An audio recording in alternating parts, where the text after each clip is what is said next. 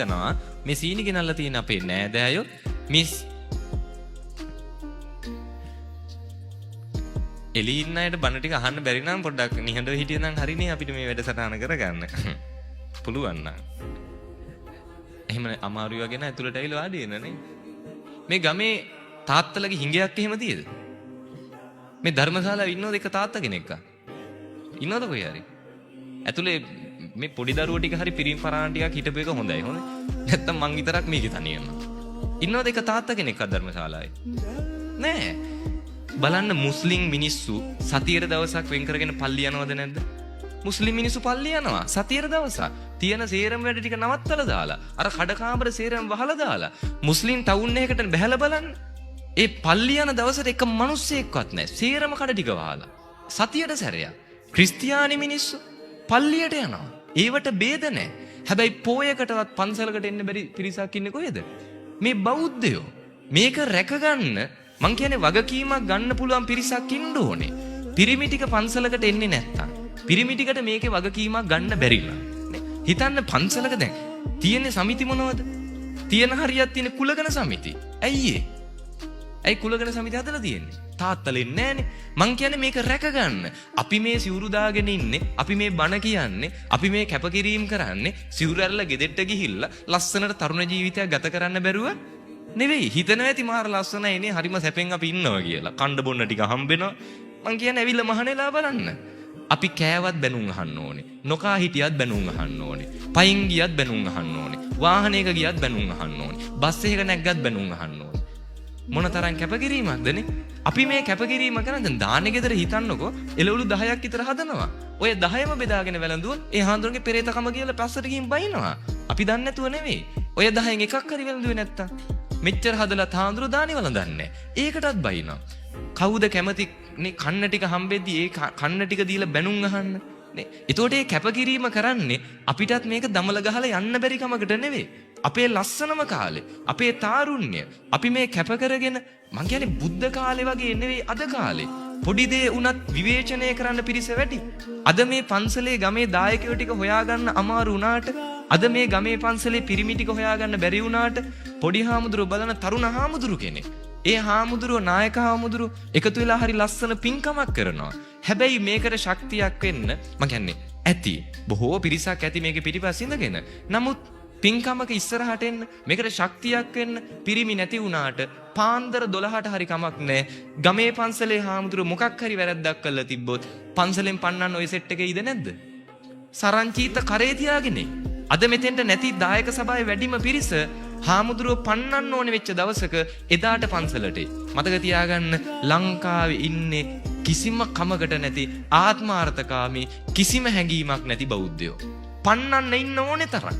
මේවා අවුල් කරන්න ඉන්න ඕනේ තරම්. මේවට චෝදනා කරන්න දොස් කියන්න ඉන්න ඕනේ තරම්. කොහෙද ඉන්නේ මේක රැකගන්න? අපි කැප වෙන්න ඕනේ මේ සම්බුද්ධ ශාසනය රැකගන්න. අතීතේ ඉඳන් සිංහලයට පැවැත්මක් තිබුණේ මේ ගෞතම බුදු ශාසනයත් එක්ක.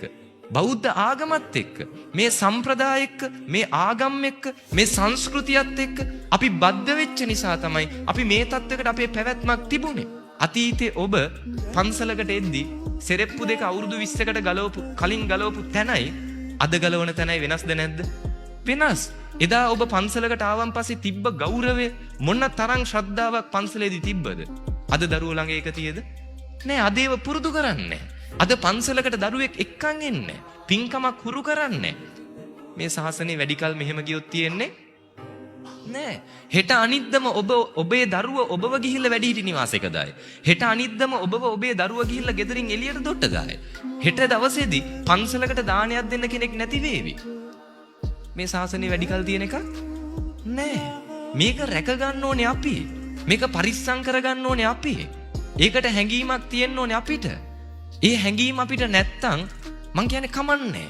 මේක වැඩක් නැත්තම් නේ මේක දමල ගහලා අයින් කරන්න කියලා හිතනවනම් කමක් නැහැ. හැබැයි අනාගතයේ අපේ දරුවන්ට මේ වටින දේවල් නැති වේවි.